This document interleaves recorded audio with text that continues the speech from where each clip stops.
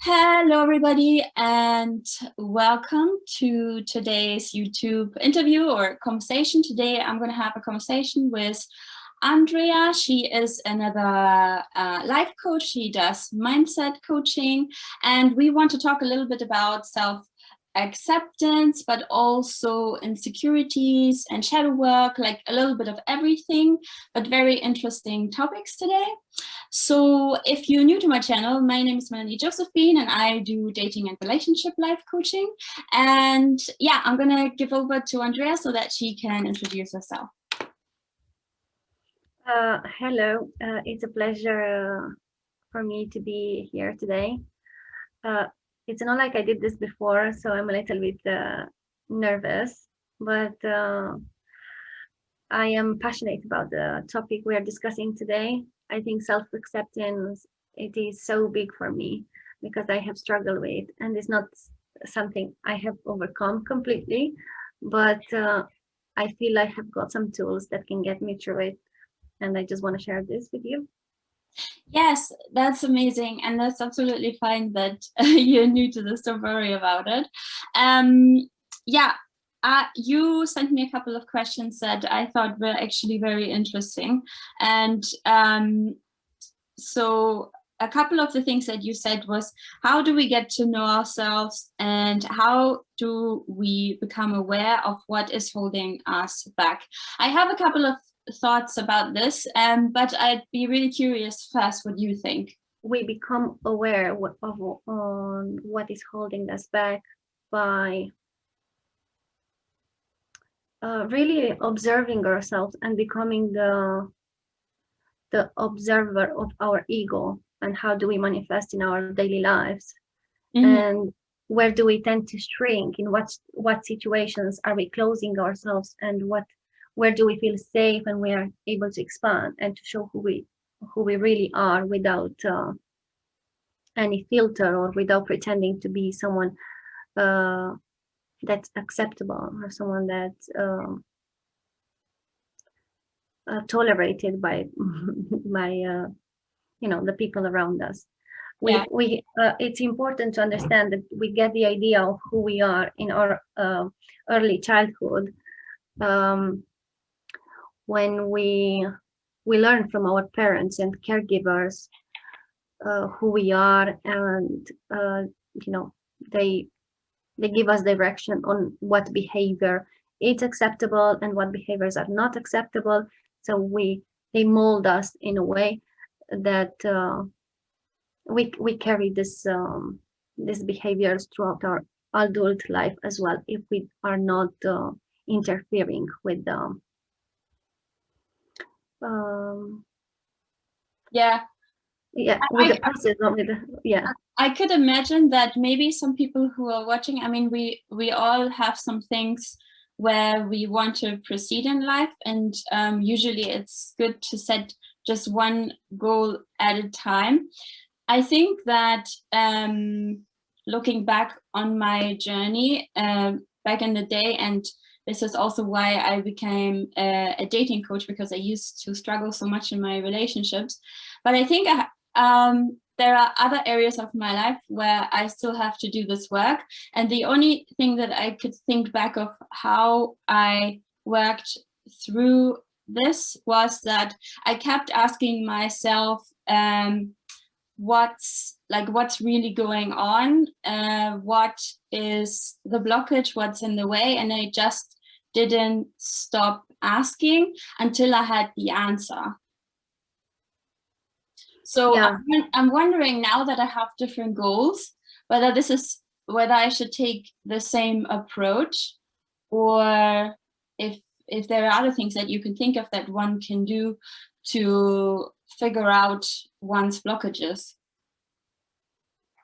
I think the best thing we can do is to expand our awareness and to become conscious, to extend our conscious span, to be conscious more than 5% of the time, which is I think okay, I see.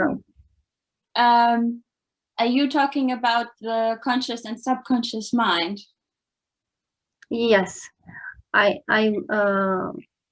I'm sure you are aware of, you Yeah. heard that we are spending like 95% of the time in our subconscious mind, and only about 5% in our conscious mind, where we actually can change the pattern, and we can make a decision based on the objectivity of the moment rather than us reacting from something that Yeah. has happened to us in the past. Yeah.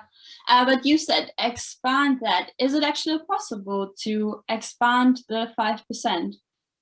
Yes, it is Oh, possible. okay. By By being present most of the time. Whenever you remind yourself, or you catch yourself, oh, I'm back in the past ruminating some, feelings or some thoughts, or whatever, reliving the same situation, a hurtful moment or something that's bothering you. So you allow it to bother you in the present moment. Yes. And then we are reliving the past. It's a constant process. But when we become aware and we are like, oh, I'm in the past right now, let me see what I'm doing now, then your attention goes back to your present moment, and you can become fully aware of what you're doing, and you can consciously choose to place all your attention on what you're doing. Yeah. I mean, I'm sure you probably read some of the Eckhart Tolle books, because most of the things that you're referring to sound like what he's written in The Power of Now or New Earth, and these are really amazing books. I'm wondering, sometimes I struggle with like the balance between being in the present moment and then, but also creating for my future. Have you got any thoughts on, who, I don't know, who to be in the present moment to achieve something in the future? Have you got any thoughts on that? Yes, I have actually. And I think the best way to behave in the moment, by trying to get a specific outcome to happen in the future, you just behave like your future self. You just behave like the future version of you, the one you want to be. And then let's say if you just want to be like a super big boss, and you just want to have like a very cool rich life, and then you just behave like that. You just behave like money. It's a resource that's always constantly coming to you, so you don't have to worry that there will be shortage in the future. You have to constantly keep spending money like you have plenty.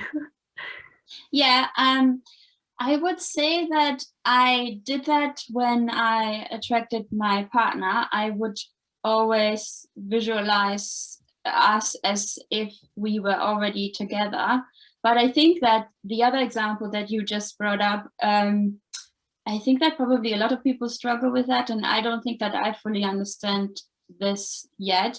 Like with money, obviously, if you haven't got the amount that you want to attract, you can't go around and just spend all your money. Like, are there like things one can do to behave that way, but not to just throw your money out of the window? Yes.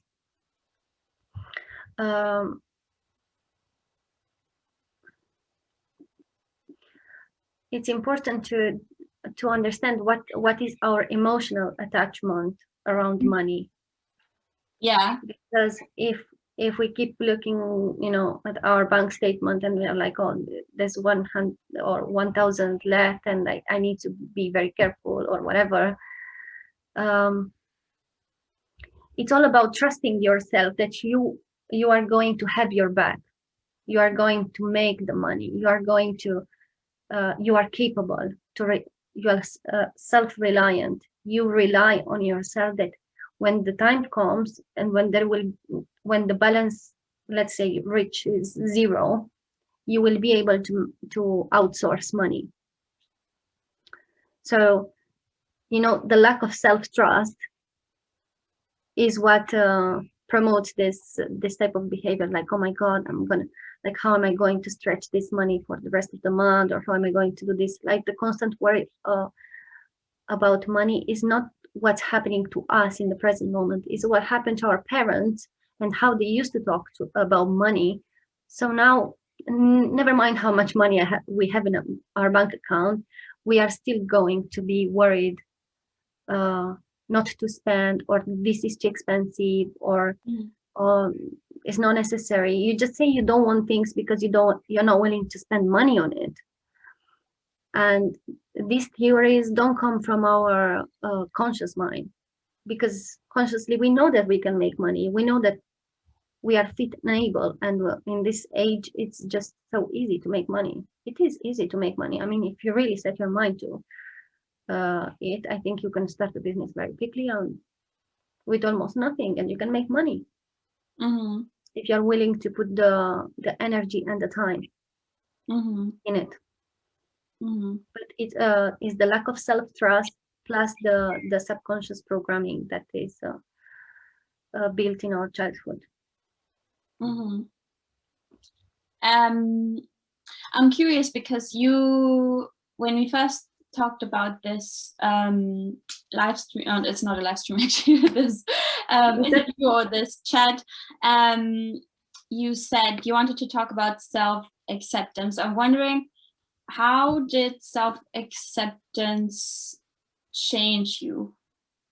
Or how did you reach a new state of self-acceptance, and what did that do for you, for your life? I think you can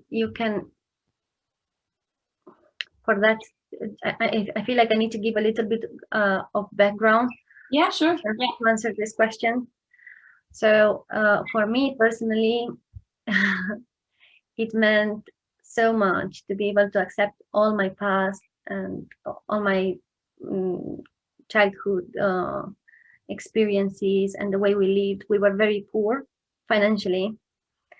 My mother sometimes will leave us, and I was just a very unhappy child. But I took on this persona of a very happy person. You know, I just I learned this behavior. I learned to please people. So I become super unaware of my own needs and wants since childhood. So I would always constantly look around me for reassurance or for validation, for people to tell me, yeah, you're doing good, or no, that's not okay. You should stop that. So I became super aware of other people's needs and wants. And it's not like I felt like I lost myself. I think around when I was 27, when I got divorced, I started to feel like, oh my God, I don't know who I am. Like, what's with me? Like, I had a really low point in my life. And I think in many cases, I think it is necessary. It is necessary to reach that moment where you don't know who you are, to be able to really look at your insecurities and your weaknesses, because otherwise we are just constantly trying to hide them and pretend they are not there. We don't want to see them, and when other people point those things at us, we would be in denial. We wouldn't want to accept that until we see like there is no way we can escape who we truly are. Then we are like, okay, so let's see, what can I do? Like, what's the problem here? But we if our life goes more or less well, then we are still safe to be in denial. It's okay. We can always, oh, if this friend doesn't accept me, it's okay. I'm gonna find another friend. So we keep changing the outside or the environment, but we refuse to look inwards.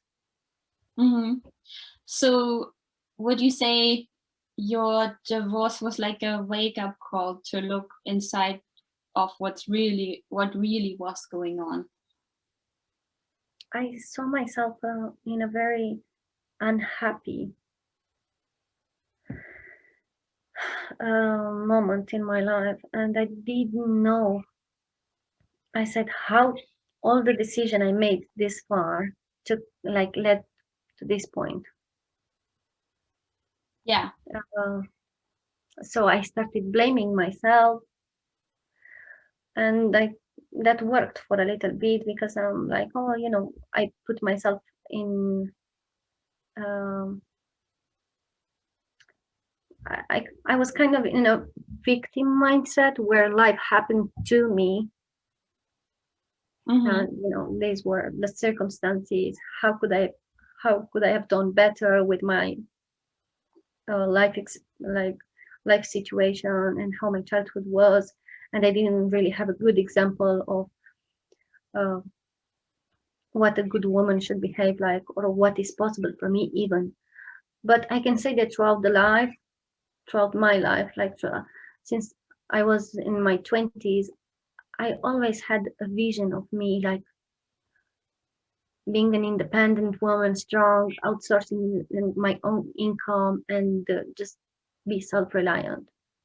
But on the outside, I will always look for maybe a man to secure me, to make me feel safe, or for my family or my sisters, always for something to comfort me.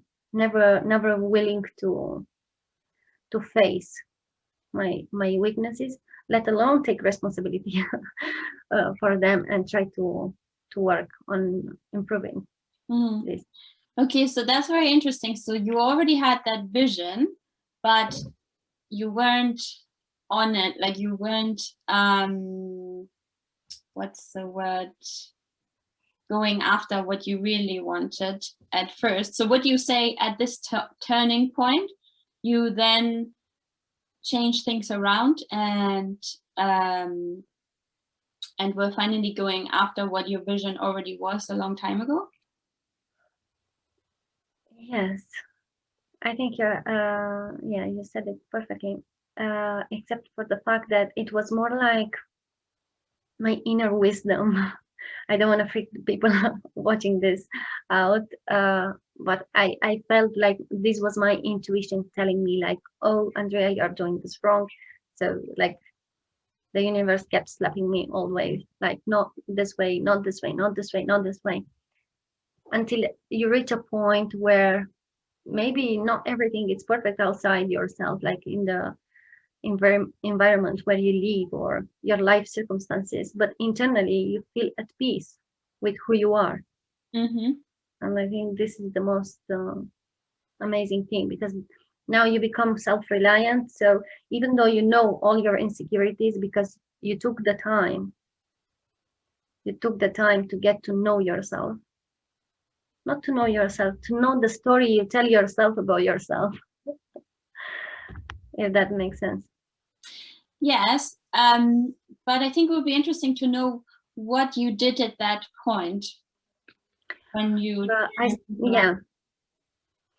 So I knew that the old recipe just didn't work. Back then, I used to smoke cigarette, sleep until late, maybe 3 in the afternoon, 3 p.m. Have a very unhealthy lifestyle, and feel miserable on basically all levels. Well, the only thing that kept going like for 3 years was my relationship with my ex-husband, but then even that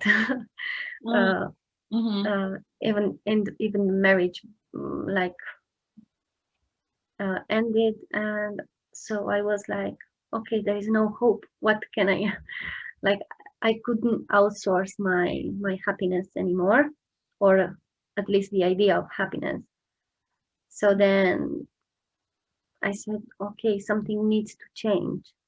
I didn't know what to do. So I said, okay, let's see only the things that,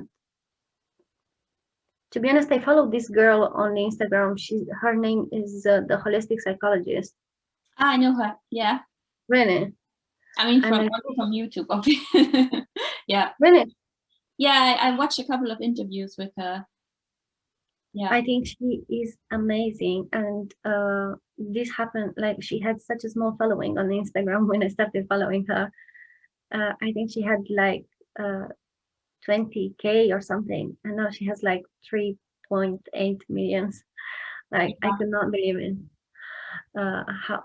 So this was like 3 years ago, and she's like, oh, you should, look at the micro routines in your life, and you should, make a small promise to yourself every day, and make sure you don't break that.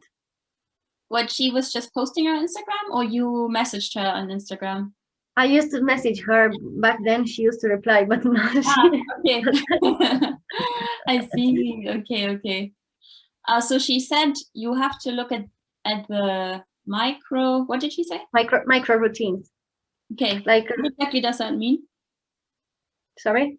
What exactly does that mean? Like in detail. Like drinking more water, having enough sleep, pay attention what you eat, and just become more conscious in general. And I think her account really helped me a lot. No, I am sure that her account helped me a lot. Plus, back then I started to read books written by Wayne Dyer. Yeah, I loved it, Wayne Dyer. And Ram Dass, and then later on Eckhart Tolle as well. And that became my saving boat now. So I'm like, okay, like how, like at this lowest point with almost zero self-confidence, maybe I can trust myself to drink more water, or maybe I can trust myself to start working out. And working out, it was the cornerstone of everything that followed after. It was working out. It was so difficult for me because I have never worked out in my life. And I used to smoke and eat very unhealthy, and I was very out of shape. So when I started working out daily, and I saw improvement, and my body started to change, and I had a lot more energy, and then I stopped smoking cigarettes. And that was a big one for me as well, because my mother was smoking cigarettes all my life, since I can remember. And we tend to follow what we see our parents do, or we fall into the other extreme.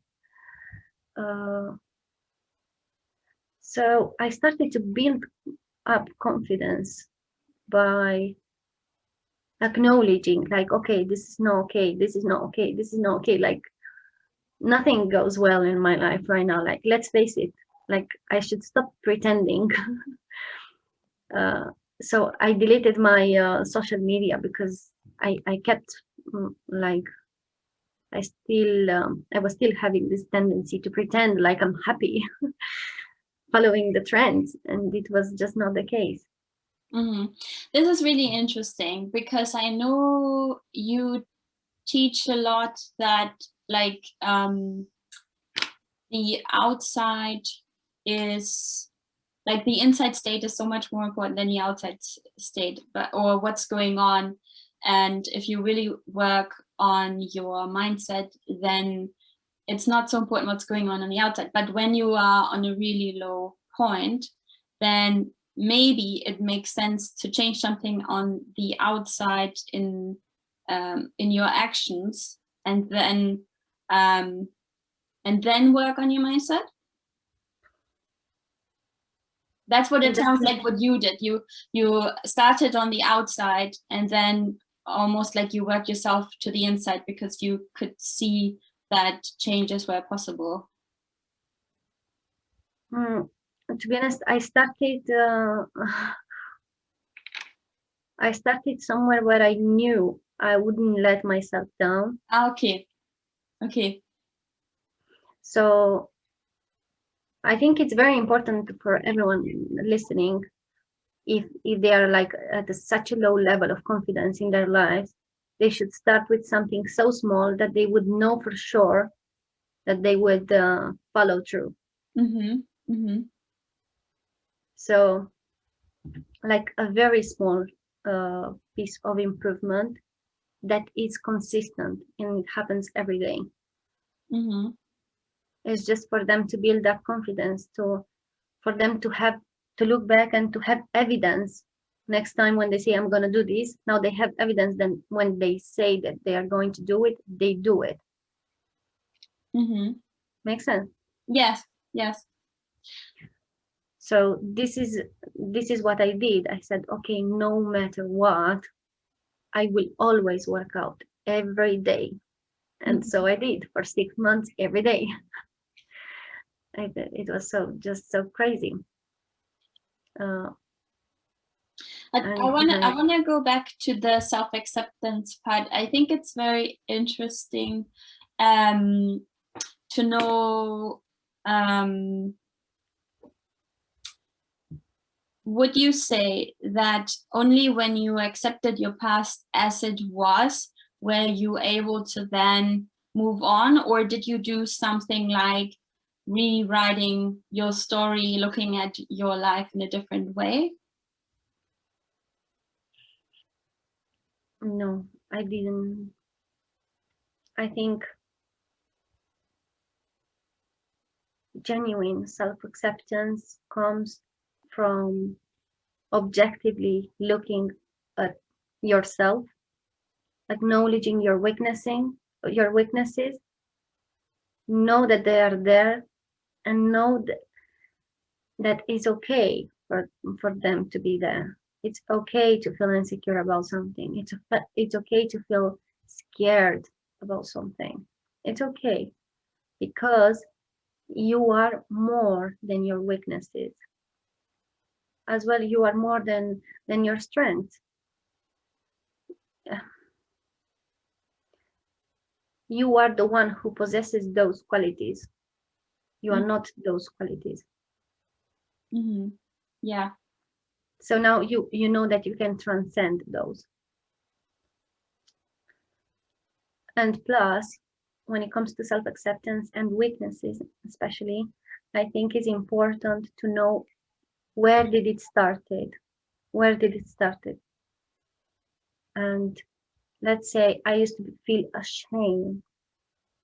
I never want to be vulnerable in front of a man, let's say, because this was a big thing for me.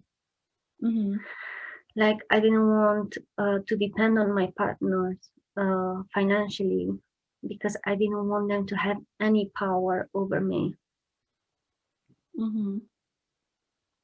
But that wasn't something that happened specifically in a romantic situation. It was in all areas of my life, with all of the other relationships as well. And it started in childhood, where we didn't have enough, and I was bullied at school. So, I think I was traumatized. Like, I thought that to be poor is my fault and is no good. There's something wrong.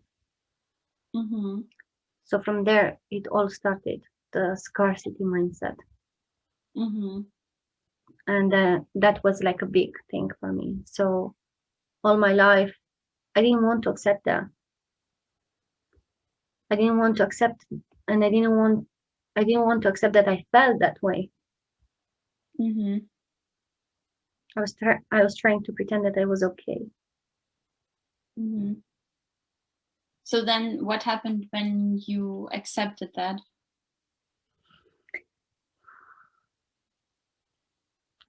I took my power back. So I was, come on, Andreea, like, but I had to cry many days, especially around my period when the hormones are getting a little bit stirred up. I used to cry and I used to feel, why do I feel this way? Why do I feel so small and not enough and so inferior? Why do I feel this way? And I think it's because of those nights when I allowed myself to cry, and when I allowed myself to feel so weak, that I could become strong and take ownership, responsibility. Okay, that was the situation, but it does not have to predict my future. Mm-hmm. And back then I didn't have any power, any control. I was at the mercy of my caregivers, which was my grandmother and my mother sometimes. Mm-hmm. So I think acceptance, yes, begins with our early memories. Mm-hmm. I think this is very interesting. And I think you made a really important point when you said that you allowed yourself to cry and you allowed yourself to feel, but that actually in the end made you stronger. I think that when we look at our strengths and our weaknesses, that a lot of the time we look at our weaknesses and we think, how can I get rid of them, or how can I get better at this part? Do you have any thoughts how actually accepting those weaknesses makes us stronger? Do you have an example maybe? Yes, so when I had this inferiority complex, which I'm perhaps sometimes still struggling, it gets triggered again, and I still have to remind myself it's okay, Andrea. Like, I have to reassure myself, I have to hold myself as a parent would, and to remind myself that I can take care of me. I can take care of me now. I've got the resources and I'm capable. Um, I think it's better to acknowledge them fully, like not just pretend yes, yes, yes, but really wish it wasn't there. It is there, Mm-hmm. and this is what we've got to deal with. Like, get really real with yourself, because otherwise, when people mirror back at you, like, oh, you lack in there and you lack in here, you get scared because you don't know this part of you, because you have never taken the time to ask yourself the hard questions and to acknowledge this. When people tell you, oh, you're so sensitive, you just get um, defensive about it. But maybe you should be like, oh, why is she calling me sensitive, or why is she calling me this way? You need to take you need I mean, it's a good thing to take criticism um, to really look at where this comes from, and especially if it makes you angry or sad or frustrated. If it triggers something in you, it's because there's something there that needs to be dealt with. Maybe it doesn't need a lot of attention, but it needs a little bit of attention. It needs your attention. It wants to be seen and acknowledged. Once I understood that I have an inferiority complex, now when it gets triggered, I know it for what it is. I'm not scared of the feeling anymore. Mm-hmm. Because now I know what it is and what it means. Mm-hmm. It comes from childhood. Mm-hmm. And so I can choose my response in the moment rather than react from the past. Mm-hmm. So right now you're talking from a point of living with this inferiority complex, and that you are aware, you've sat with it, you know yourself.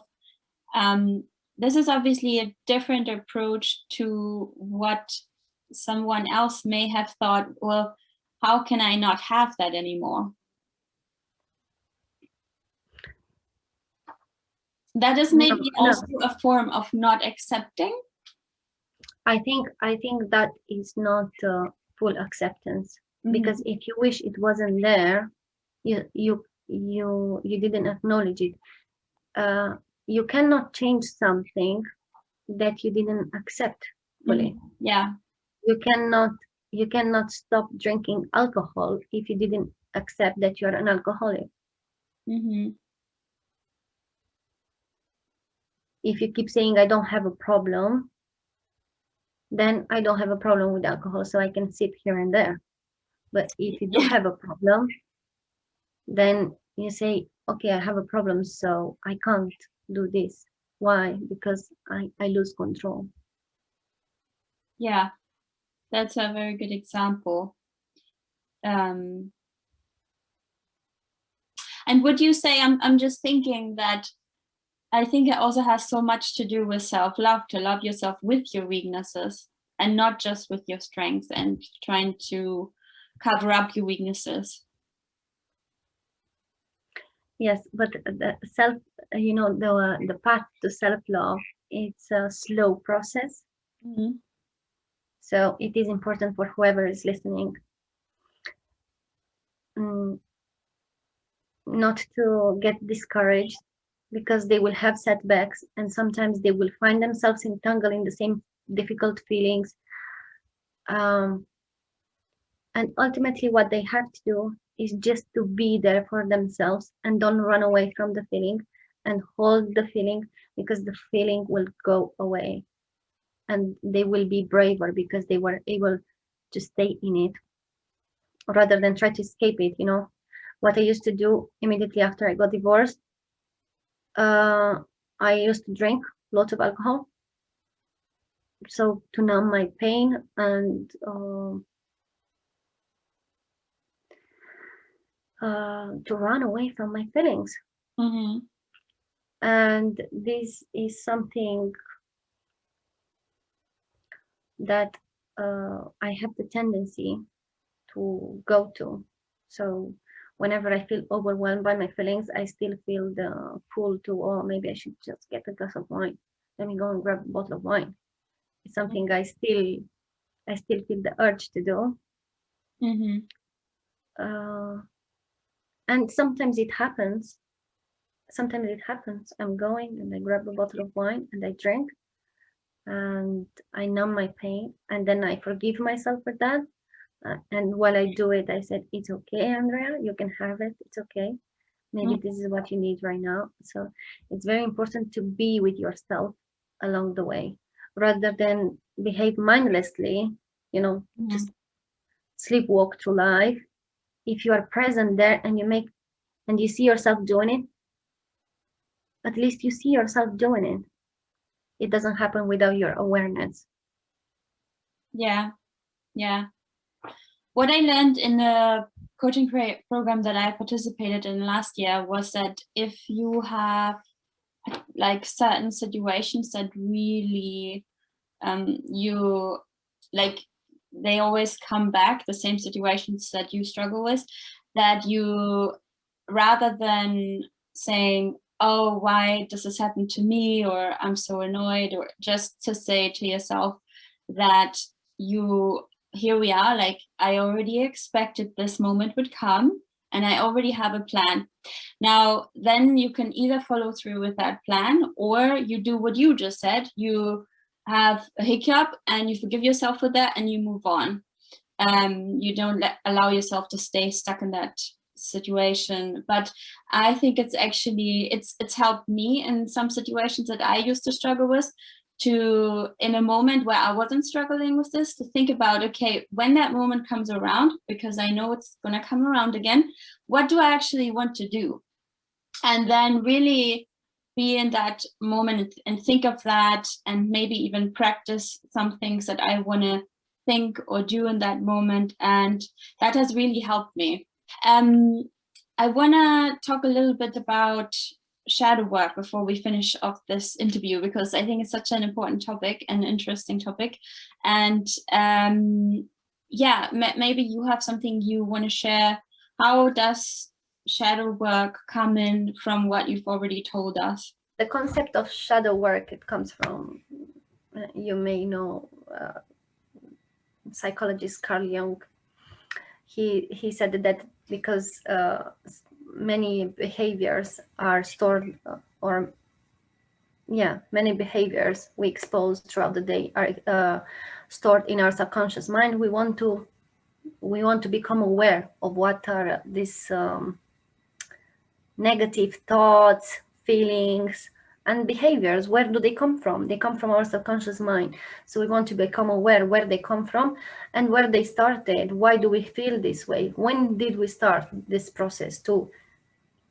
You know, we might find ourselves that we feel resentment towards someone, but we don't even know when did it start or for what reason. So we want to become curious. Is literally becoming aware of why are we doing what we are doing, why are we thinking what we're thinking. So instead of judging ourselves for what for our negative feelings, we can get curious, like why do we feel this way, what this person triggers in me, and just keep asking why do I feel that? Oh, I feel that because he did this or he did that. Oh, why did he do that? Or what does it mean when he did that? What does it mean for me when he did that? So we want to really know what are the stories we tell ourselves about ourselves all day long. Because then when we become aware, then when it happens again, we know where it's coming from. We know what it means. So now we can, because we understand ourselves and we know ourselves, we can be like, oh, this is my problem. This is not this person's problem. It used to happen to me, like, I love attention and I just constantly crack jokes, and my sister is just so quiet and so I think she's an introvert and I'm an extrovert, and she would feel intimidated by my presence, my fullness, and she would constantly try to tame me down. So I think in this case, like she could ask herself, what do I see in her that's triggering me so much, that she wants to control, like, how I behave. She feels threatened by my behavior. But we discussed that, me and her, so to a certain extent I think she understands now.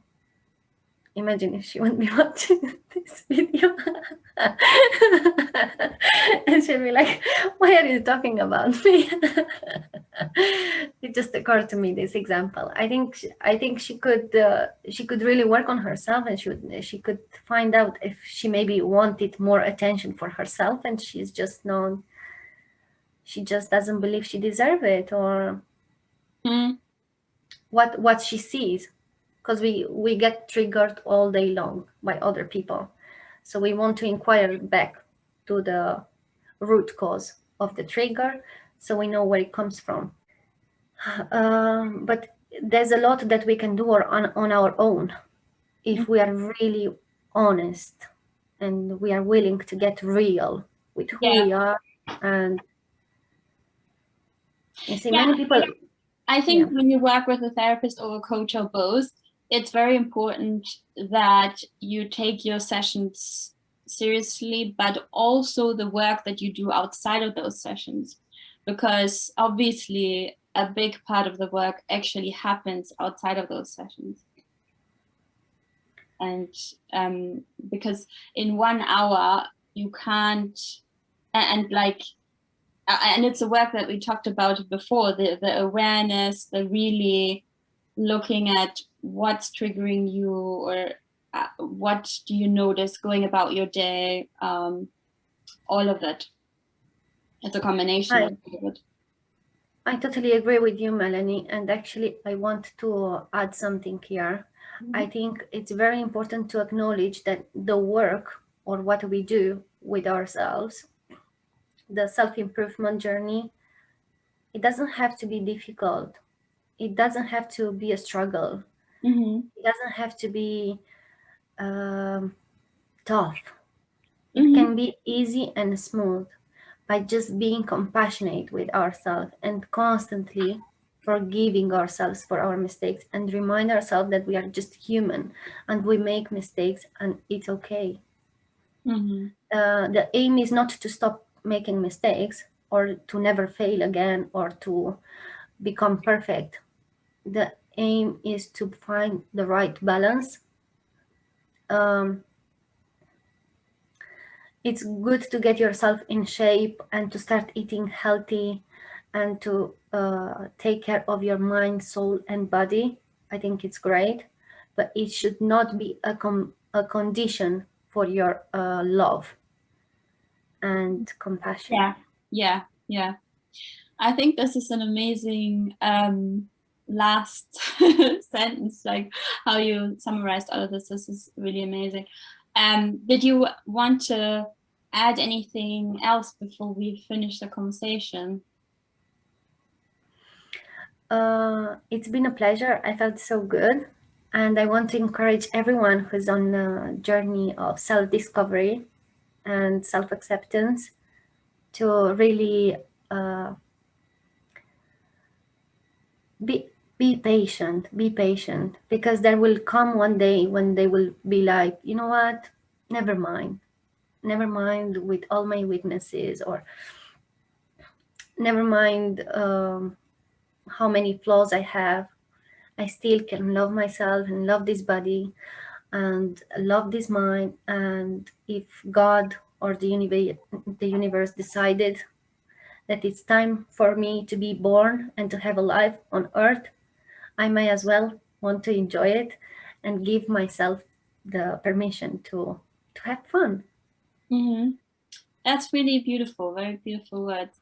Can you tell everybody where they can find you if they are interested in coaching with you?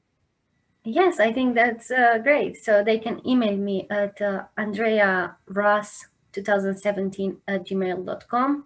That's the fastest way. And then they can find me at the moment on Coach Me Free with my name, Andreea Rus. Mm-hmm. But I guess you can also add my details on the description. I can pass it to you. Yes, So of course I can. Yeah, I will do that. Okay, amazing. So It was really lovely, and I think you gave a really amazing insight into the topic, as well as your personal stories. Thank you so much for sharing that with everybody.